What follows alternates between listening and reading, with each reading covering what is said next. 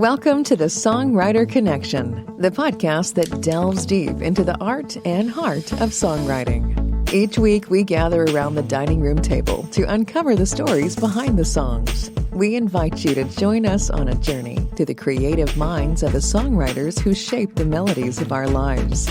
From Nashville, Tennessee, here's your host, Dave Lenahan. So many exciting things happening in this town. It's Nashville. We've got the best musicians and songwriters in the world, and I like to share their lives and stories, and of course their songs with you right here on our podcast. Songwriter Connection releases every Wednesday, 2 a.m. Central Time here in the U.S., and it stays up there. This, if everything works out, this should be episode 201. So, and we have a guest that I had recorded about this time 2 years ago.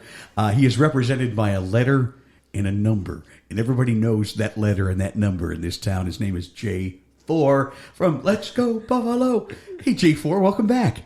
It's great to be back, Dave. Thanks for having me. I was listening to the past episode we did. It was like almost 2 years ago, and a lot has changed for you in that 2 years, huh? It's been a wild 2 years, that's for sure. Let me tell you a little bit about J4. He's a multi-instrumentalist. He is a classically trained pianist, and he has classical records out there that I love to listen to while I'm reading. So there's that. He's a virtuoso on the guitar. So just about any instrument, but he also produces music. He's an amazing songwriter and even a more amazing performer. If you ever saw him in a songwriter round here in Nashville, you will not forget it. You will not. He started playing at a very young age up and down Broadway or Tootsie's, like when you're, 12, 13? Something like that? I think my first time was 12 in the back. It was in the back room of Tootsie's. Wow. With my dad. I think I was 12, yeah. Your dad, J3. J3, yeah. Let's talk about the name right away. Yeah. J4, yeah. Your dad is J3. Mm-hmm. And it stands for, do we say it? Yeah, it's Joseph Henry Wandus IV. It's a bit of a mouthful, so I just go by J4 for I think short. that's brilliant. People can find you on the socials as J4 or Joseph, right? Absolutely. Okay. Well, good. Welcome back. So, yeah, very young age, you're playing up and down Broadway. You go to Belmont. You graduate from Belmont. You've done so many great and exciting things. Recently signed a pub deal. Mm-hmm. You've got a new record out that we're going to talk about. And I mean, I tell you and I we go way, way back, even back to that famous fictional band called B Flaticus. Oh man, B Flaticus. Yes, from Buffalo. They made it really big in Buffalo and here in Nashville. But hey, by the way, I'm going to bring us back together. Oh, we need a B Flaticus revival tour. I think so. Yeah. When my new record comes out, I want to do a CD release party with B Flaticus backing me up. Oh, that would be phenomenal. I'm hoping we can pull that together. So that'd be you and Scott. Scott's got a drummer and everything, and of course me. So it'll be fun. Yeah, B Flaticus. Oh gosh. Well, before the Village People stole our drummer. The Village People stole our drummer, and it just went downhill. We kid. Yeah. Listen, let's start with your new record. It's an interesting song. I've heard you play it out, and I've got to hear the story behind it. Mm-hmm. It's called Jacket, and it's really a cool idea. So tell us about the cultivation of this song. Get under the hood a little bit. Yeah. So at the time, I was going through a breakup, and my ex-girlfriend at the time had come to my house and put the blue jacket on my front porch. Oh. And was it a jacket you gave her? It was a jacket I gave her, yeah. And so it was this navy blue jacket, the buffalo jacket that I wore in the Buffalo shoot. If you watch, for anyone who knows my Buffalo lore, I have a music video for my song Buffalo. It's a great song. And she had placed the jacket on my front porch, covered in perfume, with a love note in there, and her earrings were in the pocket, and all this stuff. And I just thought this would make a great song. So I brought this into the write that I had going on later that day, which was with Shannon Bissoni, Scott Barrier, and Jericho Don Cole. And I said, I want to write a song about a jacket from the perspective of a jacket. I love that. In a relationship. And, there's, so many songs about jackets out there. So it's, it's not like it's never been done before. But I wanted this one to be personal to the relationship that I had just gone through. Right. And there's lots of different references to the perfume and the smell of the shampoo on the collar and the lipstick stain that was on there and the perfume. And I while I was writing the song, I was literally wearing the jacket. Oh, my goodness. I hadn't even watched it yet, and that ended up getting into the song. I'm a bit sappy. I'm a bit of a hopeless romantic. Well, two things I want to say right away. One, there is nothing. The smells are very close to songs in this way. That's why I say you can hear a song and it'll take you back in time, right? But you can also smell a unique smell. Bacon cooking in my grandma's kitchen. And do you put smells in your song ever? Hey, it's one of the senses. It can bring people places. Yeah. So I think that's pretty cool. And the other thing, and we've talked in the past about this podcast, I challenged you all, you might remember, to take an inanimate object and personify it in a song.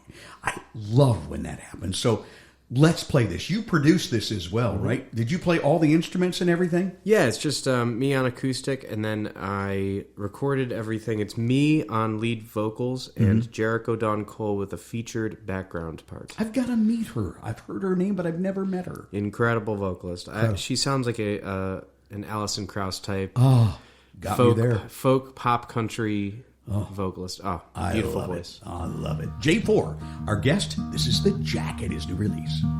Still hangs up on the hook by my front door, even though you don't reach for it anymore. Left alone, forgotten in this house, the same way that I feel right now. There's no way of mending what's been torn.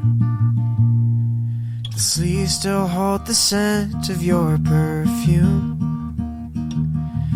and the hood still has the hint of your shampoo. Strands of golden hair still on it, and if I'm being honest, I'm afraid that if I wash it, I'll lose you. It's a little bit more worn out than it used to be, but every frame means something bittersweet and beautiful to me. Every stitch holds a story, every mark is a clue that the truth is where it's faded as this weathered navy blue. You, me, and this old jacket are still holding on to you. It's got a spot of lipstick from our first night's kiss,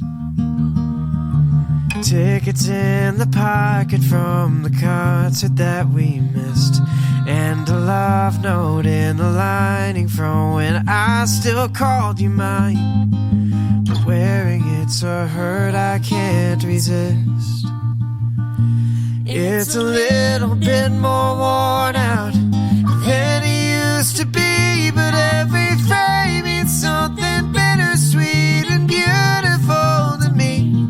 Every stitch holds a story, every mark is a clue that the truth is where it's faded as this weathered navy blue. Me and this old jacket are still holding on to you.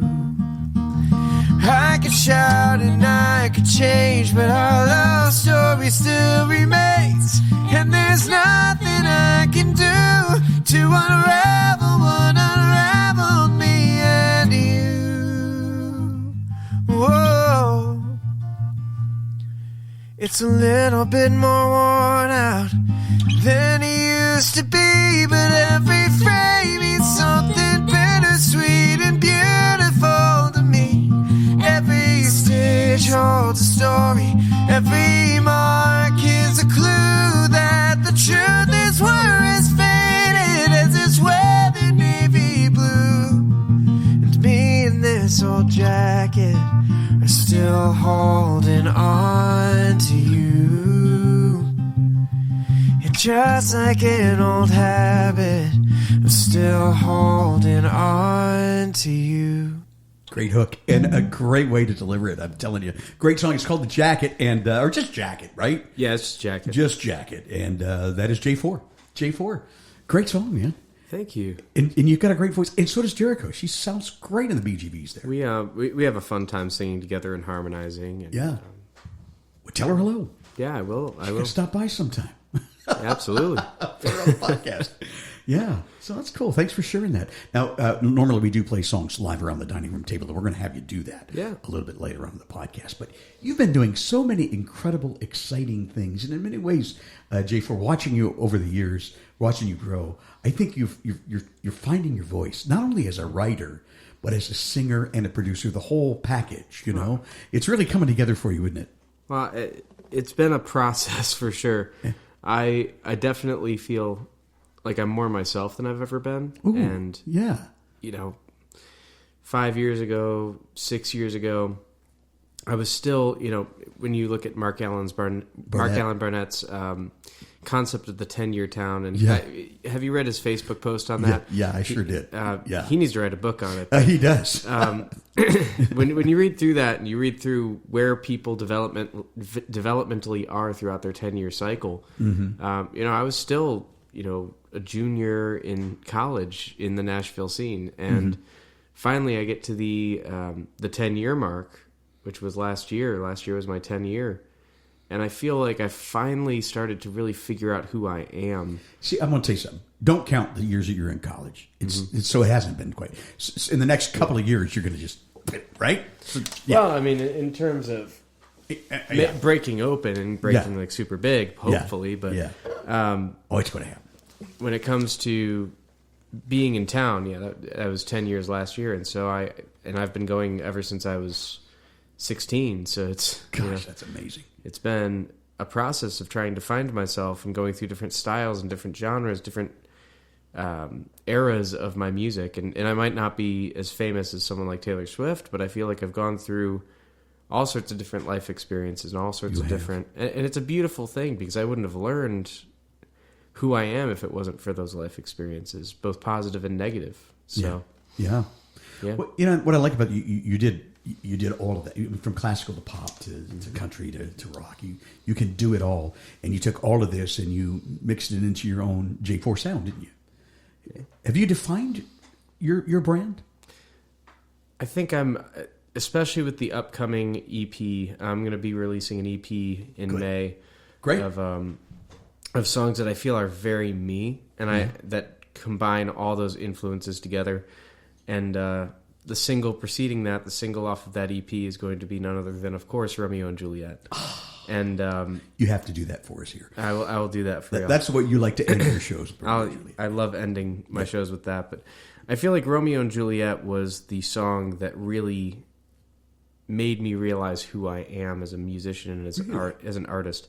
That song, and it spoke to me in a way that other songs didn't, because it drew upon all my different influences, and Jan has been one of my biggest mentors in this town, someone who's taken me under her wing and single-handedly has done so much for me, and I'm so incredibly grateful for everything she's done. And what an incredible woman to have as a mentor. She really is. I've really enjoyed the times that you and I went over to her house that she calls the Duck House. And Jan has been on the show. We have to get her on again, because Jan is a huge hit songwriter. She's songs for Whitney Houston and Air Supply and lots of Pantillis songs. And you're the first one to mention this. And I hear a lot of people say this whenever she's playing around.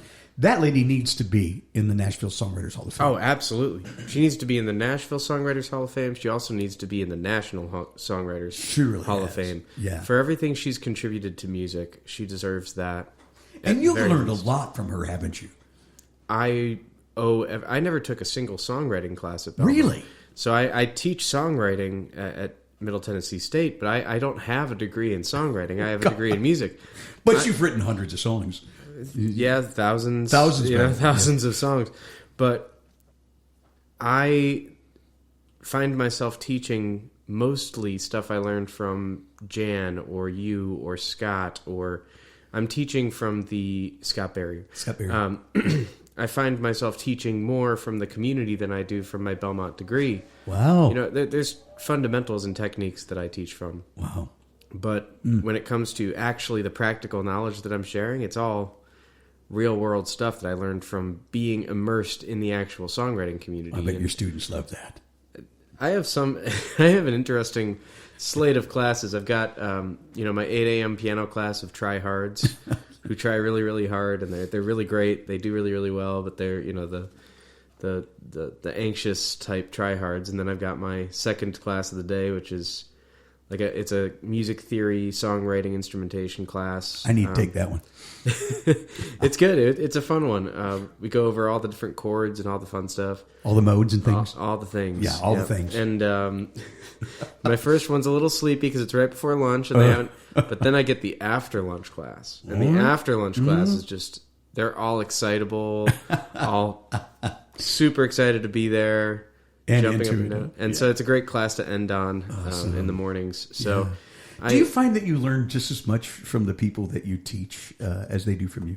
Oh, absolutely. And I find myself relearning things as I teach them. Yeah. And so that's the beautiful thing is, as I teach songwriting, I become a better songwriter. Yeah. By going over the things I didn't even remember I knew, but I have to teach because it's in the syllabus. And, Well, tell us real quick. Yeah. What are some of the major things that you, since this is about songwriting, that you hone into your students?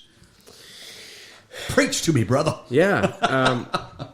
So I'm a big believer in music theory. I'm a big believer in theory, but I've been really, really focused on my students learning practical knowledge. I'm not giving them charts from the 1940s.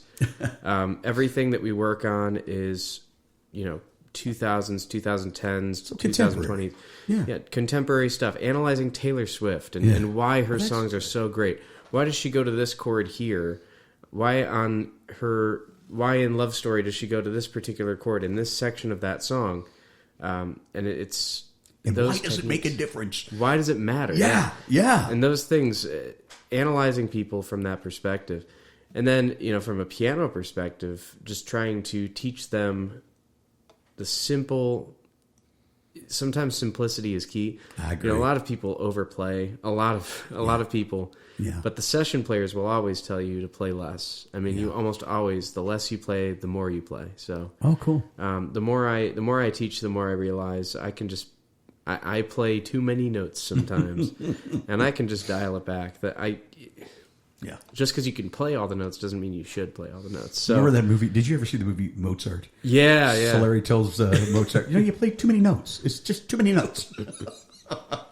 So that's going. So it's MTSU you're teaching, right? Middle Tennessee State University, and they have my favorite radio station there, WMOT. Yeah, it's Roots Radio. Love them. Anna Lee, and all of the great jocks they have there. They play my brand of music, which is everything. It is everything from blues to bluegrass to country to alternative. It's my favorite station. So I'm glad that you're there. That's awesome. Now, let's talk about you signed a pub deal recently. So I don't know how there's enough hours in the day. I really don't, man, because you're playing out almost every. People don't realize that you teach, you write, and then you play out at night. I mean, do you ever have time to just sit back and go, wow? Occasionally. Being in my mid-20s, I would much rather take those risks and be aggressive with how much I'm working now. Yeah. Because I know that I'll look back when I'm in my 40s and 50s and say, well, I didn't waste any of my young life. Yeah. And that's a regret that I don't want to have. I also get it from my dad. He works his butt off. He was a very good musician as well. Huh? Incredible musician. I mean, he's a better piano player than I'll ever be. I mean, he's incredible. Wow. He can play Chopin by memory years after. He was playing the Chopin Fantasy Impromptu at like 13. Are you kidding? Yeah. He's prodigy, huh? He's one of those genius types, yeah. Wow. And a great guy. Love your dad. Oh, he's a great man.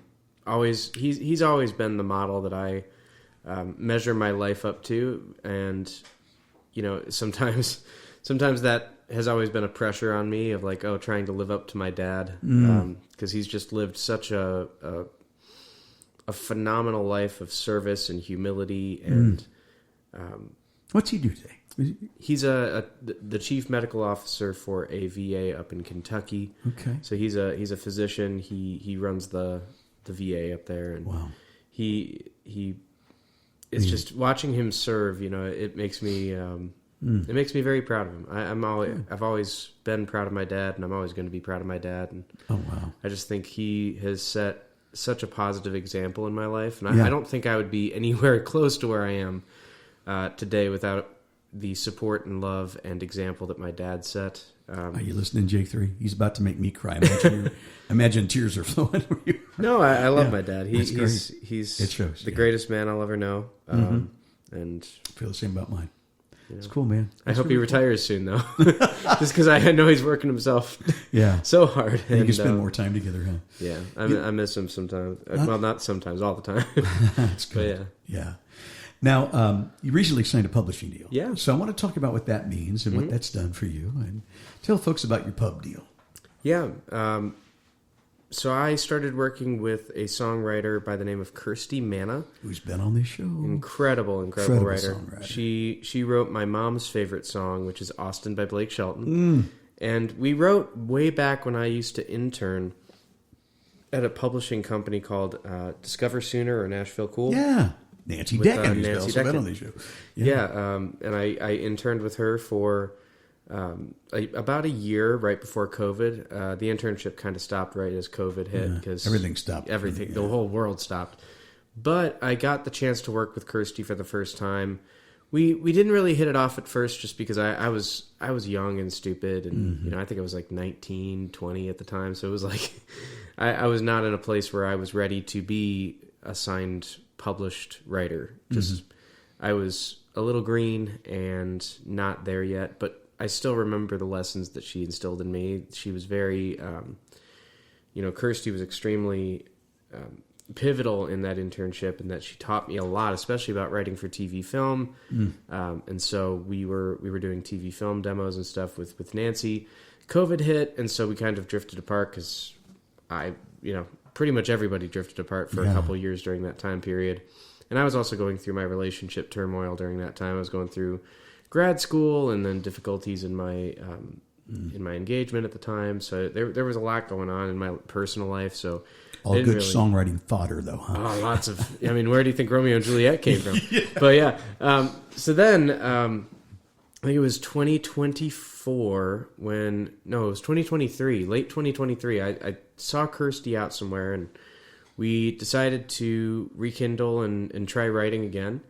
And on our second write we ever had, we wrote the Mom song, The Mom I Made It to Music Row. Oh my God, I was just thinking about that song. And that's the song that really, Kirsty had met my mom, and I'd been saving this hook for Kirsty specifically because I wanted to make a song that was in the vein of Blake Shelton's Austin. Which she wrote. And which Kirsty wrote. But because it was my mom's favorite song, I was like, maybe I could write this and put it out for Mother's Day. And I think that the combination of that and the banana bread that my mom made, which is deadly. I mean, that love that stuff. You have one slice of it, the whole loaf's going. You can't just have one slice. You can't just have one slice of my mom's banana bread. Woo. That's just Can I just say this? I remember when you did that song, and I'm going to say we were at might have been Hank's Boogie Bar. Yeah, we were on Broadway. And your mom and dad were in the audience, and you sang that song. And it might have been the first time I heard it.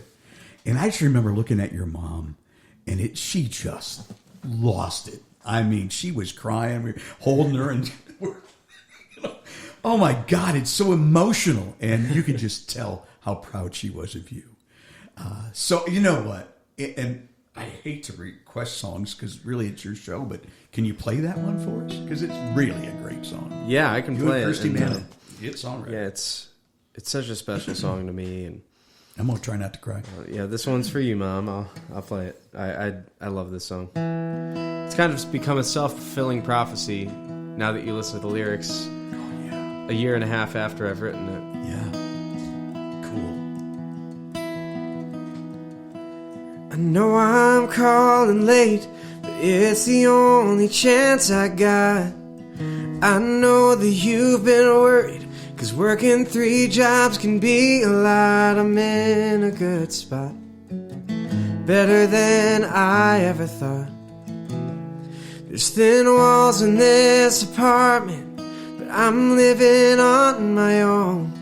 Put in 12 hours to make the rent, but that's just the way it goes. I chose this music road, nowhere I wanna go. I didn't know what it was like till I was in it. Can't explain what it feels like until you live it. But getting off the Bluebird stage, somebody pulled me aside and said my song made them think of home. Mom, I made it.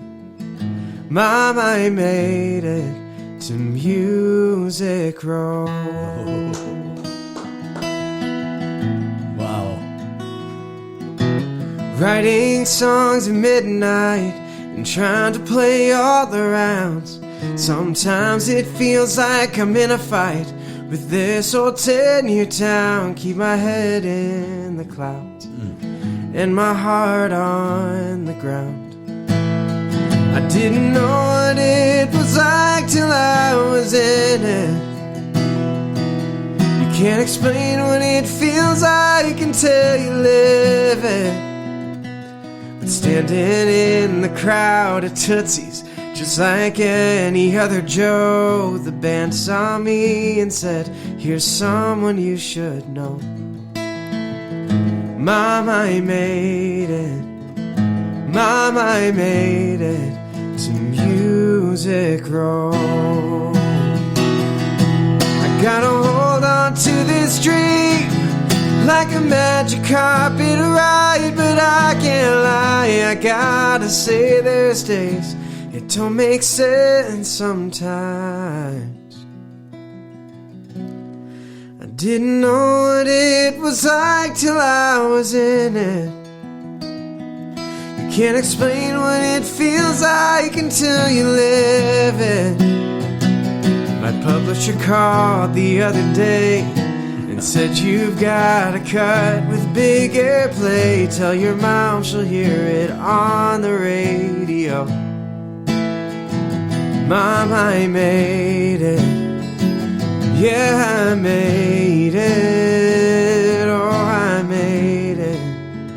Mom, I finally made it to Music Row.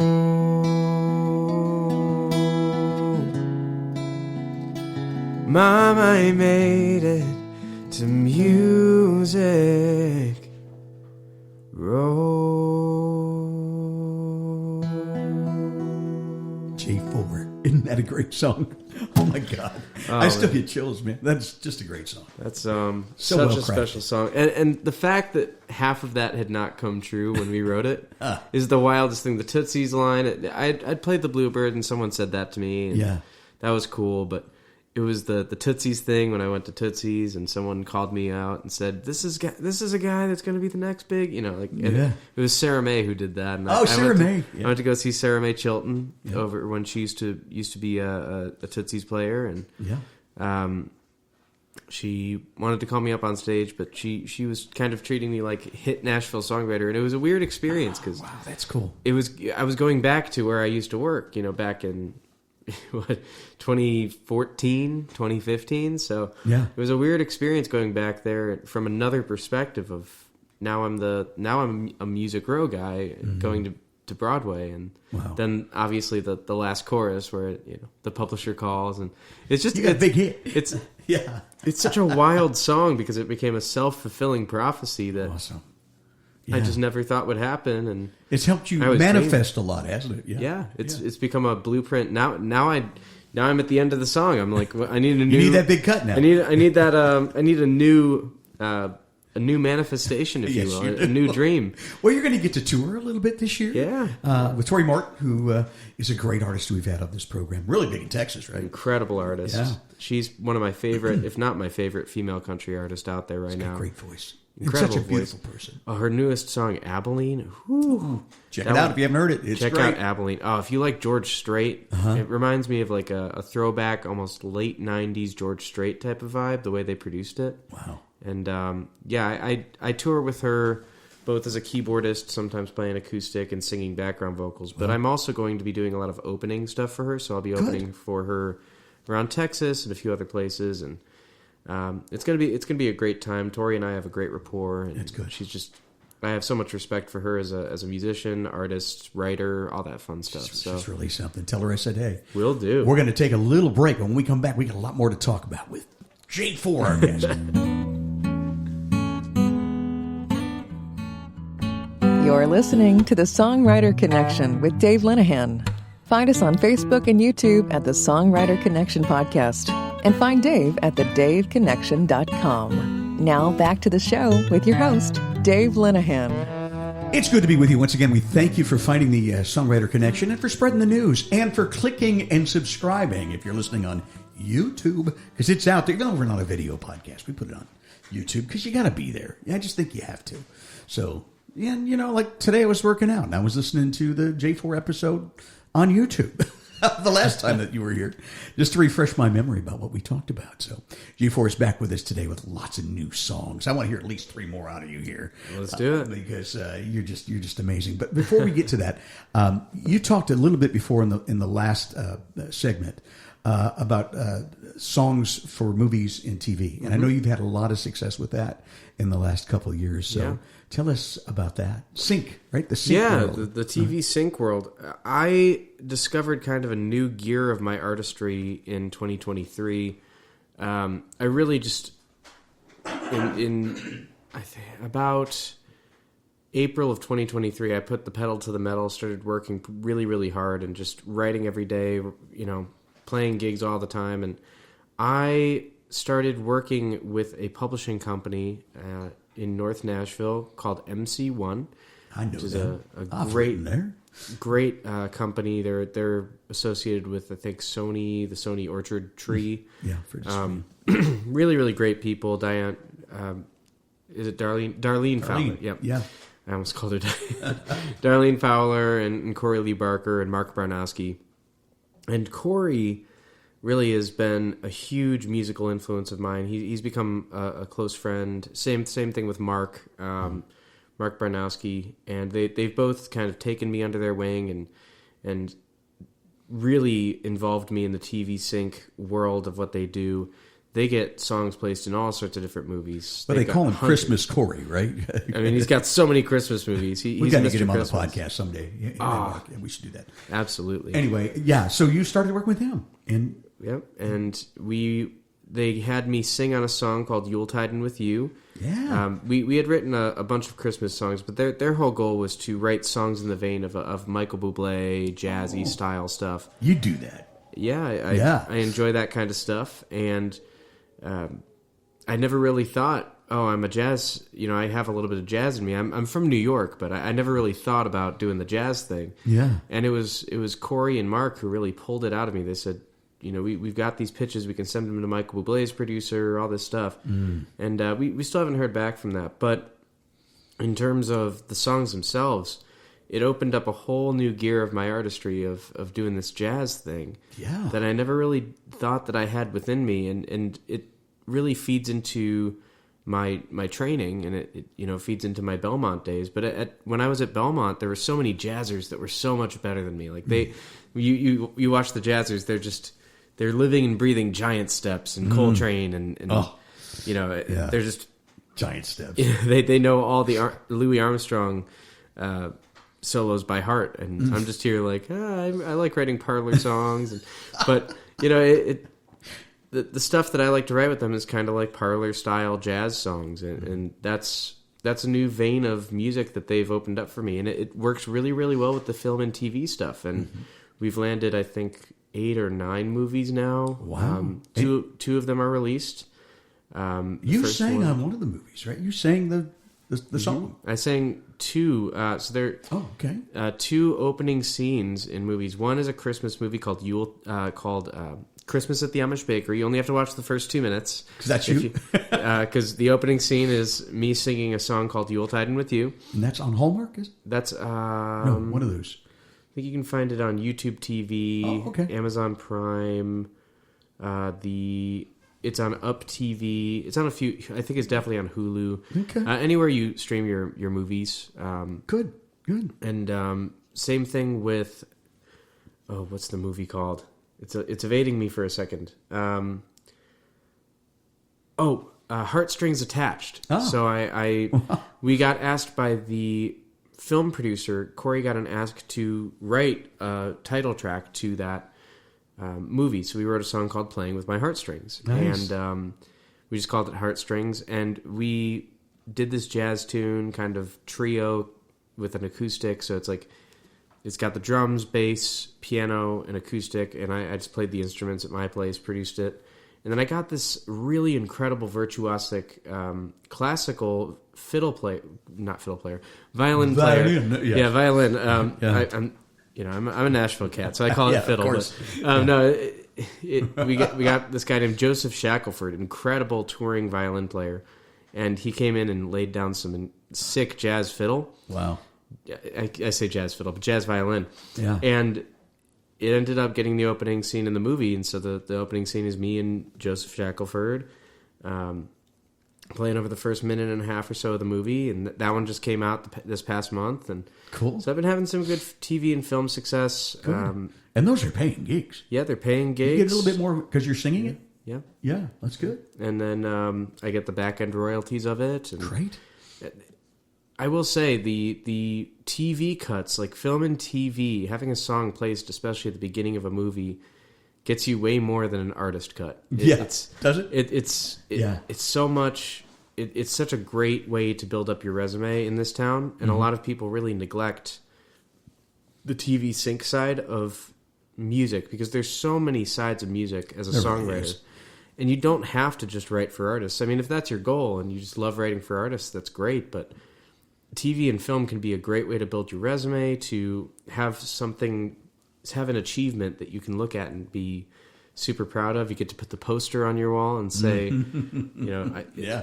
did that music. I did that. I did the music. That's in that what Corey's office is when you walk into Christmas Stories. So it's like 100 posters. They have really found their niche in that. And there's money to be made. It's wonderful to see.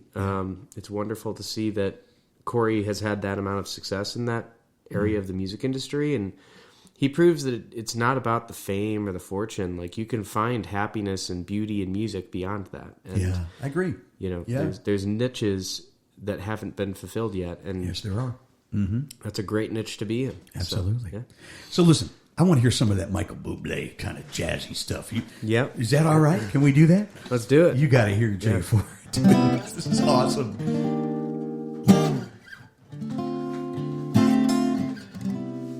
So I think I'll do another one I wrote with the Kirsty Manna and Tori, since we just talked about her. This is one that I wrote about a very special girl in my life, Miss Jenna Kay.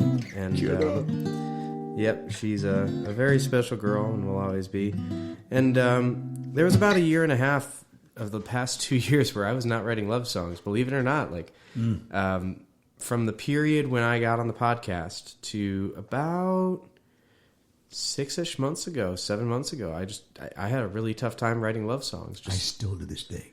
I think they're the hardest. They're the hardest, and especially after you've had a big heartbreak. Yeah, it's hard to go through that. But I was really inspired one day and walked in with the idea of, I want to write a song about writing love songs again, because I wanted to write a love song, and I knew this crew.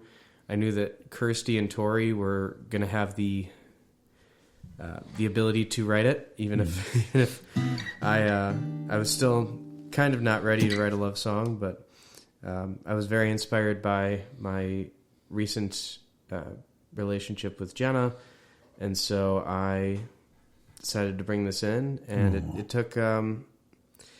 took someone really special to bring that back out of me again. And for a love song singer, it's kind of hard. Not writing love songs. So that's what this one's about, and it's got some fun little references in it. But we'll get right into it. This is that Bublé style. This one's called Love Songs Again.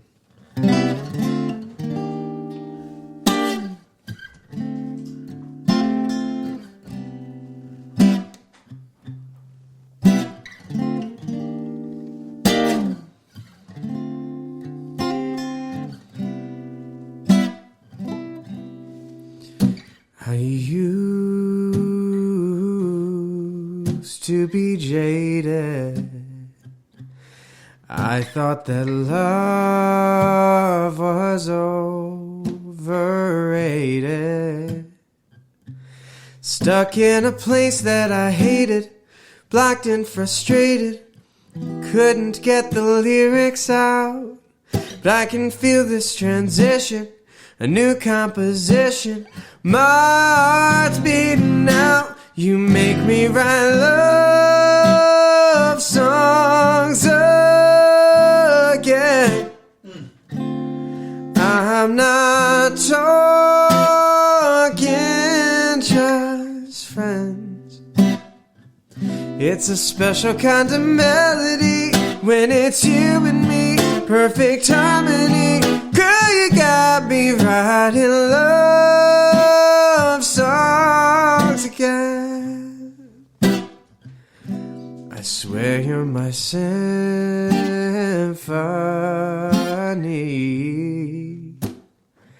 and you do it so effortlessly.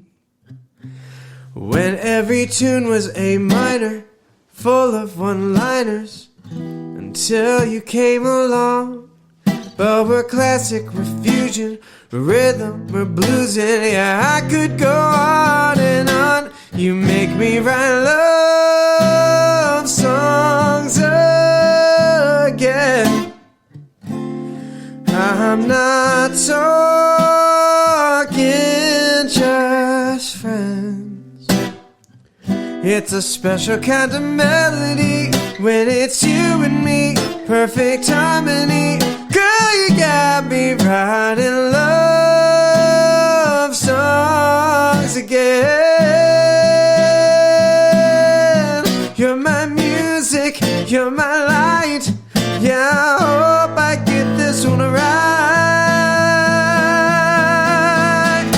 You make me write love songs again. I'm not talking just friends. It's a special kind of melody when it's you and me, perfect harmony. Girl, you got me writing love songs. Girl, you got me writing love songs. Girl, you got me writing love songs again.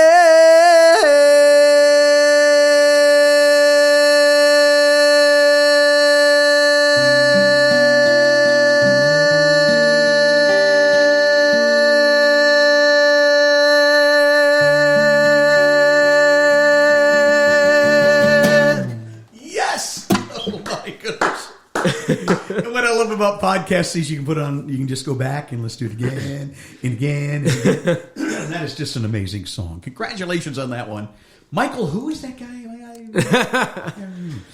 Jay. It's got a little Harry Connick influence. Yes, a little bit. Boy, when you take it up there at the end, I've seen you do that in writers' rounds, and you could hear a pin drop. Everybody's just like, whoa, wow. There are some times where I just perform that song and I just hold it out just to see how long I can do it, just because.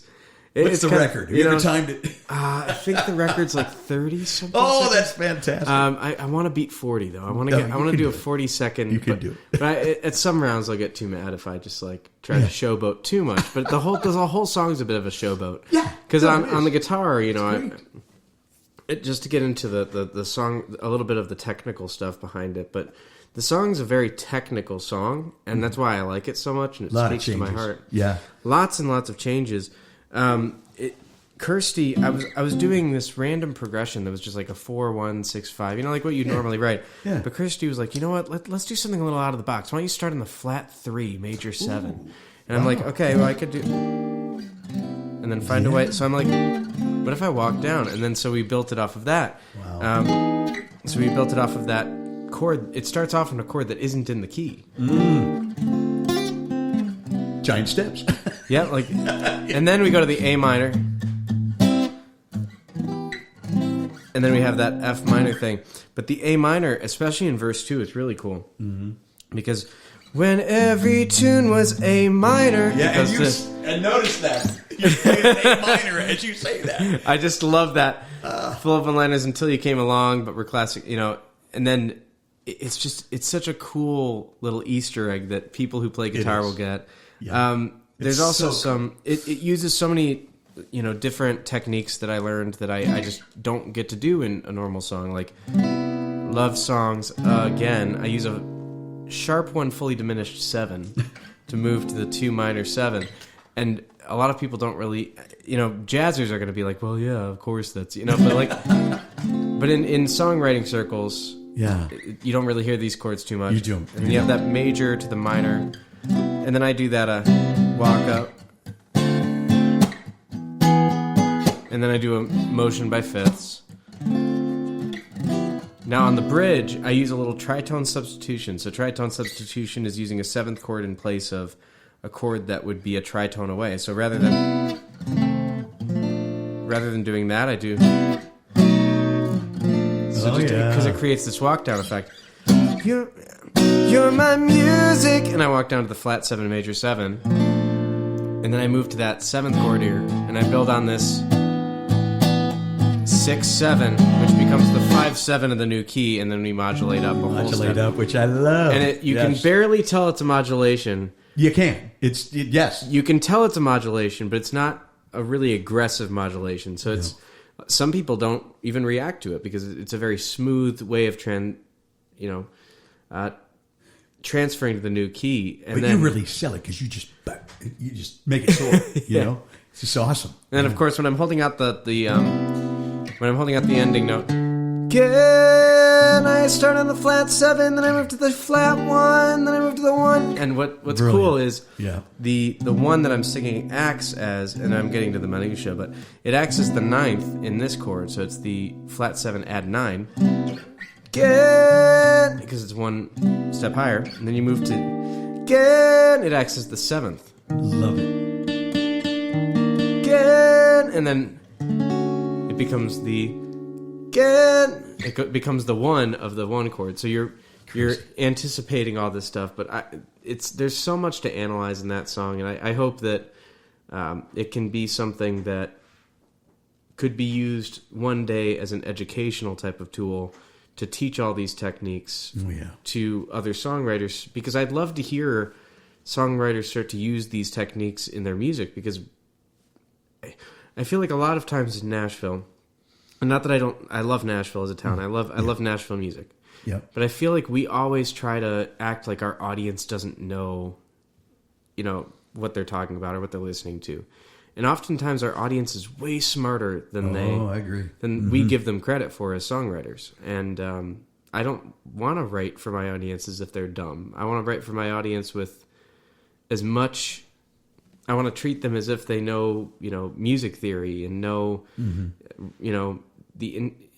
quantum physics, and I'd love to write for them in the highest possible way I can, because that's me giving my all, and if I don't, then I don't feel like I'm living up to what my audience could hear. So this is one of those songs where I really feel like I'm using everything that I can possibly do, and everything in the toolbox. Huh? Everything in the toolbox. Just throw it all in and see what happens. And that's what I love about this tune. And I really want to thank you, because not only did you go into the hood of this song, but you went into all the technical details, which I love. You may not know what a flat 7 is or whatever, but you made it so that we could follow along, and it all makes sense. And it's all a part of that writing process, right? I mean, it really is. You have to be able to have not only to sell the lyric, but it's got to fit the melody, doesn't it? Yep. And when you've got that melody cooking, that brings everything right to life, doesn't it? Absolutely. And that's a perfect example of that song. It always comes back to the melody. If you don't have a good melody, you could have incredible lyrics and a terrible melody, and your song's going nowhere. Yeah. You could have trash lyrics, terrible lyrics, and a beautiful melody. I mean, that's most pop music nowadays. On the Billboard 100 is like mediocre mid lyrics and then an incredible melody and production, and I would. It's rare you see those types of songs that just have all of it. Like there's a new song called "Crisis" by Joshua Bassett. That's one of those songs that just has all of it. It has the melody, it has the lyrics, That's one of those songs. There are those songs out there, but they're few and far between.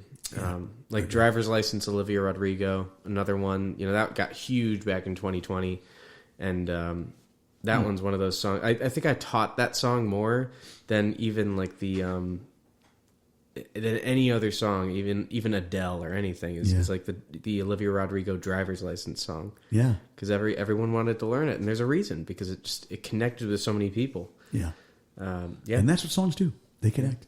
Yeah, well, good. It's really good connecting with you on the Songwriter Connection. And it goes so fast when you're talking. Yeah. So, but I can't let you go without singing Romeo and Juliet. This song right here. You like to end your shows, probably most of the shows that you end with this song, and everybody's clapping and singing along, and they all wait for this song because it's in demand. Did you ever record this and release this? I did record it. It is in the process of getting mastered. Oh, okay. I will be releasing it in April. Yay. It's going to be my next single, or at least my next big single. This is the first one with Lucky Sky that I'm doing, and that's the Kirsty Manna. Company. Yeah, the publishing company. Good.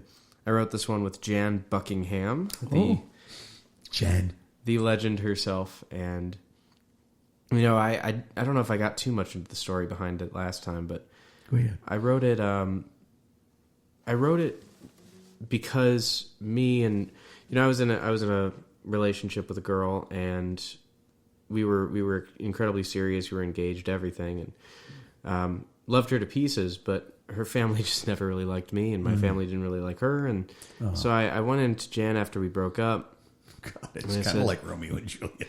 I said, I feel like we were the northern and southern Romeo and Juliet. Like, we loved each other so much, but just it couldn't work out because of when you marry a girl. I learned this the hard way. When you marry a girl, you marry the family. So and I guess the same thing is, if you get engaged to a girl, you get engaged to the family. So I wish her the best. I wish and she inspired an incredible song, and she inspired a lot of beautiful things that have come out of all of that. And I'm thankful for the relationship that I had with her, because she's inspired my music in ways that I could not have thought of. So,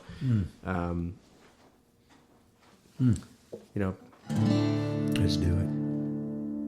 We'll play it. This one's Romeo and Juliet. Mm-hmm.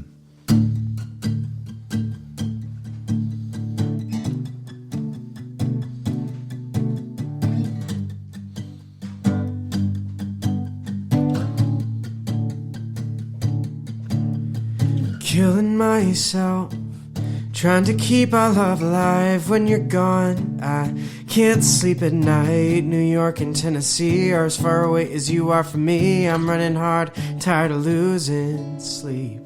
We live our lives like Romeo and Juliet. We're about as close as North and South could get, and when it's over, to hell with our regrets. We live our lives like Romeo and Juliet.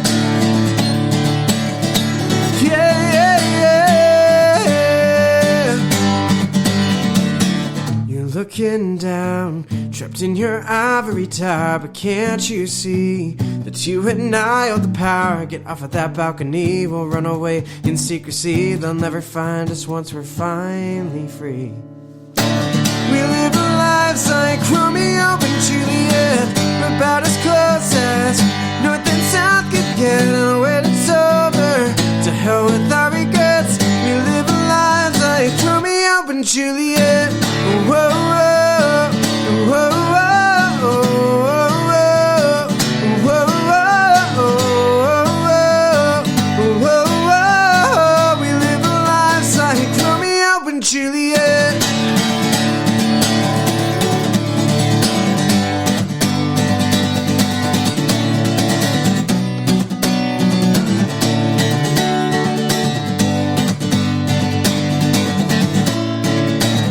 Tried to warn us and scare us both to death. We're not afraid of what hasn't happened yet. We live our lives like Romeo and Juliet. We're about as close as North and South could get, and when it's over, to hell with our regrets. We live our lives like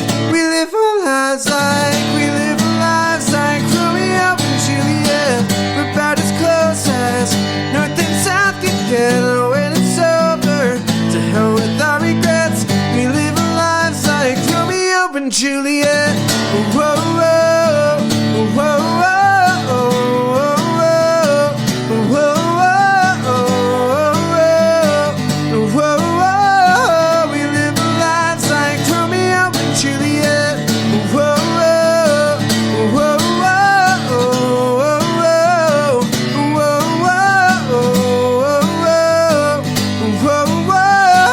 We live our lives like Romeo and Julliet. A big cold ending. I love it. I guarantee this, folks. You'll be driving. You may be doing laundry. You're working around the house, cooking, and all of a sudden it starts creeping in. And it, whoa, whoa, whoa. And when you do it around J4, everybody is doing the whoa-whoas. It's so good to have whoa-whoas in songs. And we've talked a little bit about how sometimes non-lyrical things like that added to the melody, people can grasp onto them. Because everybody go, whoa, whoa. Non-lyrical hooks. They're very, very Non-lyrical important. hooks. And that's got a great one. It really does. Well, congratulations on that. We'll be looking for that song to come out sometime, what'd you say? In April. In April? Yep, this will be, okay. yeah, Well, coming out in yeah. April. Well, that's coming out really, really, really soon. This is, if all goes as well, this is like March 26th. We tape in advance. So, hey, in just a few short days, you can hear that song. J4, congrats on all the cool things you're doing. I'm going to keep following that career. You're a heck of a musician, singer. You're the entire package. Produces, writes, sings, multi-instrumentalist. I mean, what more could you want? And with a voice that's just butter. Man, keep up the great work, my friend. Thank you, Dave. Very proud of you. Catch you next week, folks. Like I always say, right We on. hope you enjoyed this intimate glimpse into the world of songwriting and found inspiration in the stories shared by our talented guests. Remember, the magic of music lies not only in the notes and chords, but in the emotions and experiences woven into every lyric. Until next time, keep listening, keep creating, and keep the melodies alive.